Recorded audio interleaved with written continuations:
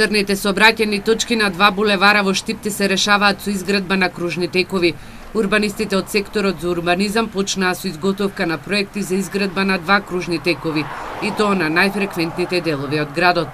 Едниот ќе биде на раскрсницата помеѓу во населба Сењак, помеѓу Сремски фронт, улицата Сремски фронт и улицата Джема Бедич, и другата ќе биде на булеварот Гоце Делчев, каде што се вклучува со улицата Велко Влаховиќ, односно спроти Стара Алумина. По изготовката на проектите ќе се утврди колку средства ќе бидат потребни за да се издвојат од буџетот на општина Штип. Иницијативата за изградба на кружни текови на булеварот Гоце Делчев, која влеси излез на градот и во неголемата населба Сењак, постои веќе подолг временски период. Причините за изградбата на новите кружни текови е да се зголеми безбедноста на возачите, но и на пешаците на овие булевари, кои водат до основни и средни училишта, градинки и кон индустријскиот дел на градот.